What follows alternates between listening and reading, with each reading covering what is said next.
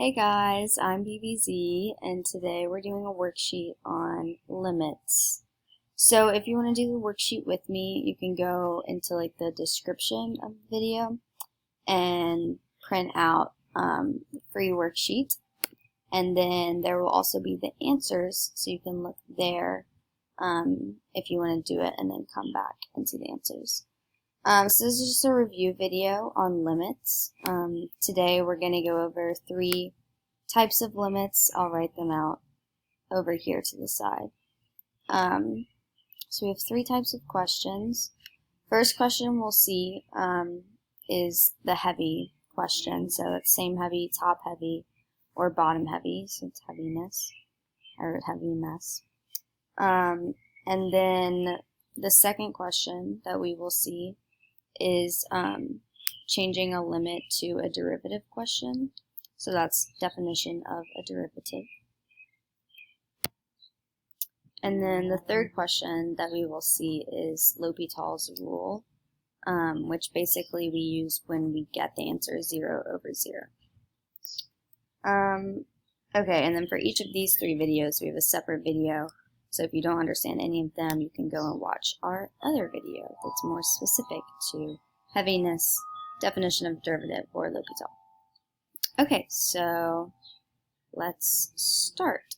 So our first question, I'm going to move it over actually. So our first question, when we plug in x to 0, the limit, we get 0 over 0. So this means that we have to do L'Hopital's rule. So you can see 0 squared on the top is 0, and then e to the 0 is 1, minus 0 minus 1 is also 0. So for L'Hopital, you do the derivative of the top over the derivative of the bottom, and then you plug in the limit until you don't get 0 anymore. So you could keep going and going and going, and keep getting 0, and keep doing L'Hopital, but you just do it until you stop getting 0 over 0. So we're going to plug in the derivative. So the derivative of x squared is 2x, and the derivative of the denominator is e to the x minus 1. And so we plug in 0 again, and we still get 0 over 0. So what we do now is L'Hopital's again, because we got 0 over 0 again. So you take a second derivative. So our second derivative here of 2x would just be 2. And then the second derivative of the bottom, e to the x minus 1, the derivative of e to the x is e to the x, so it's 2 over e to the x. And then we plug in 0 again, and this time e to the 0 is 1, so the answer is 2. Okay, so that was L'Hopital. Number 2.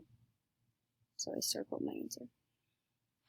Number 2. So whenever we have an x to the infinity question, I usually go for heaviness first, just to see if it works. And this is also a polynomial, so that also makes the heaviness question applicable. So first you want to look for the leading exponent, which in this case, you can see the biggest exponent is x to the third, so you look at 2x to the third and you look at 4x to the third. So those are the only parts you focus on. And because x to the third is the same, it's same heavy. So when you have same heavy, it's just the ratio of the 2 numbers. So it would be 2 over 4, because those 2 numbers have the same exponents. So our answer is 1/2. So 3, we can see it's 0 over 0 when we plug in x to the third. So this one's going to be L'Hopital again, because we got 0 over 0 when we plug in the limit. So we do the derivative of the top and the derivative of the bottom.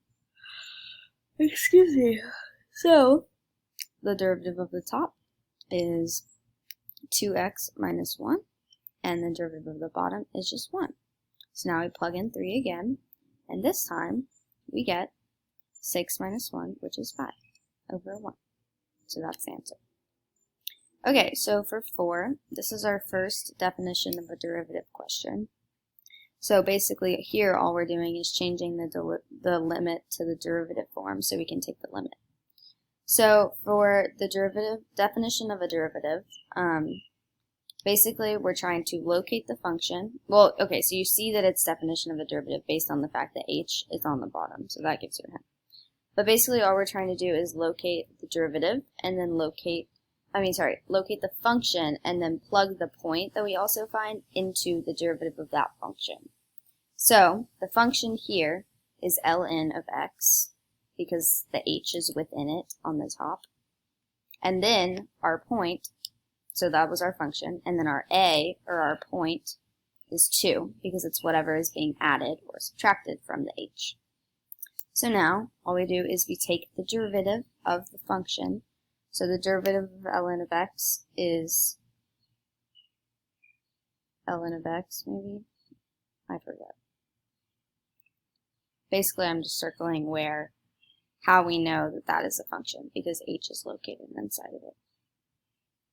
So now we're going to take the derivative of the function. The derivative of ln of x is 1 over x, not ln of x. So now we have 1 over x, and then all we have to do is plug in a into our derivative. So f of 2, or f of a, is 1/2. And that's all you do. Sorry.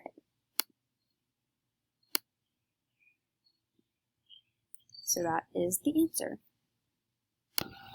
Okay, so for number 5, you might think this one is heaviness, just based on the fact that we see the infinity. But you also have to look at e to the x, and whenever we have e to the x and the limit goes to infinity, it's usually a weird one. So basically, all you do is plug in infinity, so you say e to the negative infinity minus infinity over infinity squared. And e to the negative infinity is 0, because it's the same thing as 1 over e to infinity. So it's 0 minus infinity, and then infinity squared is infinity. And then we get infinity squared here. We get negative infinity over infinity. And then basically we can L'Hopital, because that equals 0. So we basically just take the derivative of both. So we'll take the derivative of the top and then over the derivative of the bottom. And don't forget that the top has the chain rule because of that little negative infinity. Oops. Because of that little negative infinity, we have to do the chain rule on the top. So we'll do the limit is x approaching infinity, and then we will do the derivative of the top, which is negative e to the negative x minus 1 over 2x. And then we'll plug in infinity, and then our answer will turn out to be -1. Sorry. Yeah, so don't forget the chain rule. It's really important. And then our answer will turn out to be -1 over infinity, which, as you know, equals 0.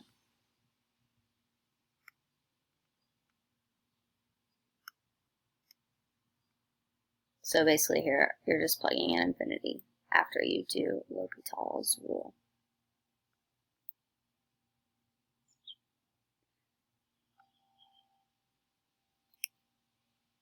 And I'll scoot it over. So if you didn't catch the answer to the last one, it's up in the right-hand corner. Sorry, it kind of got cut off. Anyway, okay, so number 6. This is definition of a derivative because we spy the little h on the bottom. So first, remember, we just have to identify 2 things, the function and the point. So the function here is sine of x because the h is inside of it. And the point, or our a, is pi over 6 because that's what's being added to the h. So now, all we do is we take the derivative of sine of x, and then we will plug in our point a. So our derivative of sine of x is cosine of x, and then we will just plug in f prime of pi of 6. And just remember your unit circle. Cosine of pi over 6 will be on the unit circle, so just memorize that. And I don't remember it, but I'm about to write what the answer is. Cosine of pi over 6 is √3/2. So that's the answer. Good job, guys. Okay, so if you look at number 7, it is top-heavy because we see this infinity, and then we look at the leading two exponents, and it's x to the 4th over x to the 3rd, so that's top-heavy. So when we have top-heavy, it could either be infinity or negative infinity, and everything in this function is positive, so it's just infinity, and it's that easy. So for number 8, this is our second different kind of question for definition of a derivative, so it's going to look a little bit different. But we can see in the function, we're still doing the same things. We're still looking for our function and for our point. So in here, our function is root x, and our point is 9.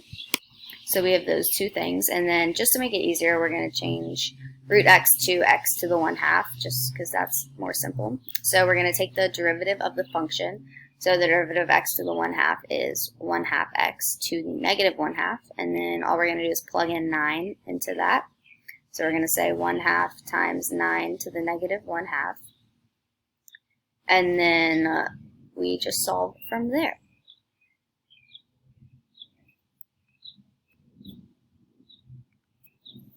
So you just say 1/2 times 1 over root 9,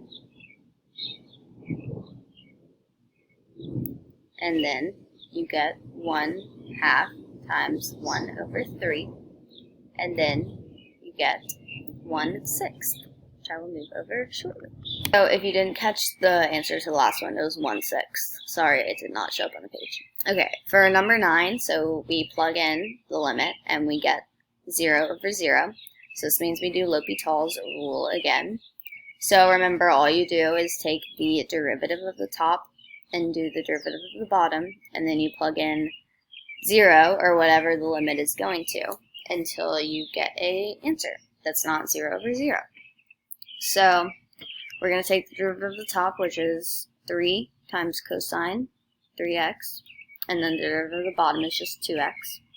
And then we'll try and plug in 0 again, so that's 3 times cosine of 0 over 2. So our answer is 3 over 2. Okay, so for number 10, this is definition, on number 9, don't forget about the chain rule when you're taking the derivative of sine of 3x, because of the 3x is a little function inside of sine. So that's tricky. Anyway, moving on to 10. So this is another example of definition of a derivative question. So remember, all we do is look for the function, and we look for the point. So in this case, our function, so yeah, it's definition of a derivative. In this case, our function, and this is the a to the x rule, so it's kind of confusing, but we'll figure it out. Our function is 2 to the x, or a to the x, and our point is 3. Just, you can look at the function and see like what makes sense. So first we take the derivative of the function. So this is where the a to the x rule comes into play. So the derivative of 2 to the x is the derivative of a to the x, so it would be 2 to the x times ln of 2, and then we're just going to plug in 3. So we get 2 to the 3rd times ln of 2, and then 2 to the 3rd is 8. So then our answer, we don't have to simplify that any further, is just 8 times ln of 2. Nice. Okay, so for number 11, basically all you're going to do is plug in the limit that they give you. So you just plug in pi over 4 into the entire function. So you just say 2 times sine of pi over 4 plus root 2, and then you do the same for the bottom. And just remember, unit circle, sine of pi over 4 is root 2 over 2. So then you just simplify that. So then it's just 2 times root 2 over 2 plus root 2. And then the bottom would just be 2 times root 2 over 2 minus root 2. And then you can cross out here what makes it 0. So basically the bottom is 0, but the top isn't 0. So yeah, so I'm just writing out the right answer. So it's root 2 times 2 over 0. So the bottom is 0 and the top is not 0. So this answer is not right. The answer here is not infinity. The answer is does not. Oh wait, that's the same thing. Sorry. The answer is infinity or does not exist. So you don't have to do L'Hopital's. You just basically say the answer is does not exist. So I'm correcting that on my paper. This one's confusing. I don't know why he put that on there. Okay, so for number 12. So for number 12, we have our definition of a derivative again. So yeah, you guys know how to do this. You just find the function, which is e to the negative 2x, and then you find the point, which is 1. And then you take the derivative of the function, and don't forget here we have the chain rule because of e to the negative 2x. So we're going to be careful when we have the chain rule. But basically all you do is take the derivative, so it's e to the negative 2x times negative 2, don't forget, negative 2x, don't forget that part. And then, yeah, because of the chain rule. And then 1 over e to the 2 is irrelevant. And then, oh wait, sorry, I don't know. And then you take the definition of the derivative of the bottom, and then we figured that out. And then you just plug in the point, 1. So you get e to the negative 2 times negative 2. And then your answer would just be negative 2 over e to the 2, just to make it easier with the fractions. Okay, yeah. So for 13, we're just going to plug in our 0. You can, the little plus sign to like the right of the 0 doesn't really affect this question, I don't think. But yeah, so we just plug in 0 once you can see the function and on my hand. So we have sine of 0 over ln of 0 plus 0 plus 1, so ln of 1. So it's 0 over 0, in which case we do L'Hopital. So derivative of top over derivative of bottom, and then we'll plug in 0 again. So sine of 0 is 0. Yeah, you know that.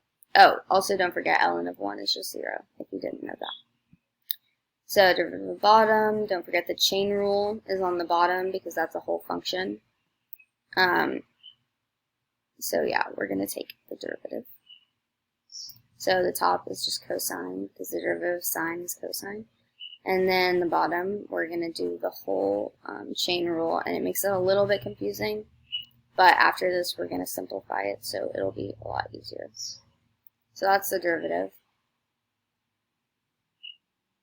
And then on the bottom, yeah, that was because of the chain rule. And then now we're just going to simplify it because to change it into a fraction, we can just multiply it by the reciprocal. So we're just going to rewrite it so it's a little bit easier to read rather than like 3 lines of fractions because that's confusing.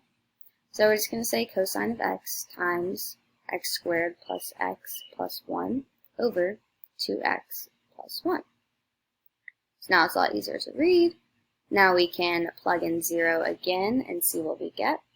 So cosine of 0 times 0 squared plus 0 plus 1 over 2 times 0 plus 1. And don't forget that cosine of 0 is just 1.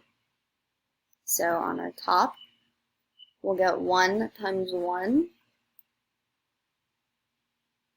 And then on the bottom, we also get 1. So the answer is 1. Good job.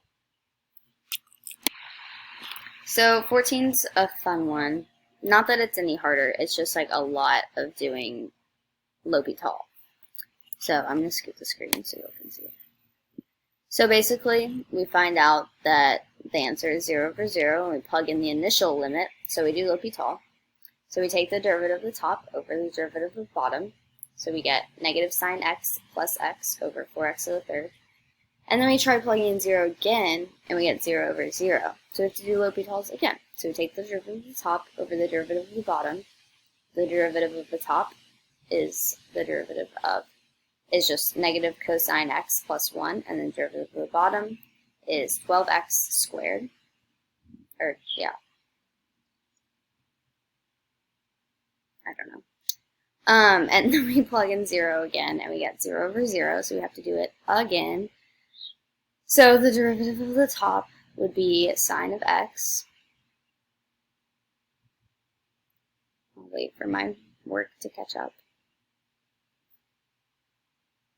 The derivative of the top is just sine of x, and then the derivative of the bottom is 24x. Yeah, so I wrote it wrong, sorry. So it's 12x squared in the previous function. And then we plug in 0, and we get 0 over 0 again. So this is why you just have to keep going, and you'll eventually get it. So this time we plug in 0 again. Let's see. So we have to take the derivative again. So we get cosine of x over 24. And then we plug in 0 last time, and we finally get a number, so we can stop here. So the answer is 1 over 24. Okay, only 2 left. So 15 is another definition of a derivative question. You can tell by the h on the bottom. So our function that we locate is tan of x. You can see because the h is inside of it, and then the point that we locate is pi over 4, because that's what's being added to the h. So we just take the derivative of the function. So the derivative of tan of x is secant squared x. And then all we have to do is plug in the point pi over 4 into secant squared x. So again, remember your unit circle. But basically here, to make it a lot easier, we can remember that secant can also be written as 1 over cosine. So I'm about to write that. So basically, you can just change it to 1 over cosine squared, and then plug in the point into the same fraction. So it's 1 over cosine squared of pi over 4, and then just remember your unit circle. So it's 1 over cosine of pi over 4 squared, and cosine of pi over 4, I think is root 2. Yeah, root 2 over 2. So you just square that. And then it's just 1 over root 2 over 2. Squared.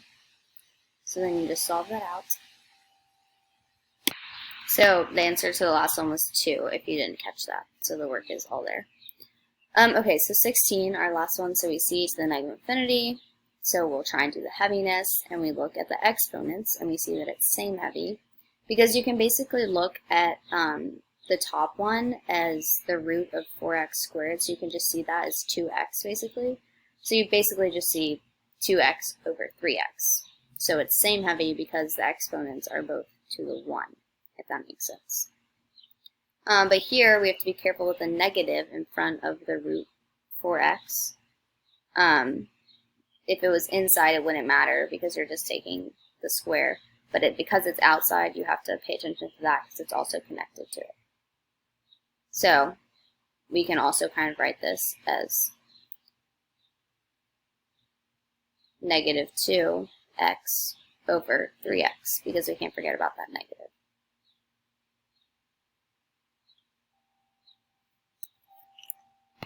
And just to finish it up, so you can basically write negative 2x over 3x is negative 2 over 3, because you're just looking at the ratio of the numbers attached to the exponents.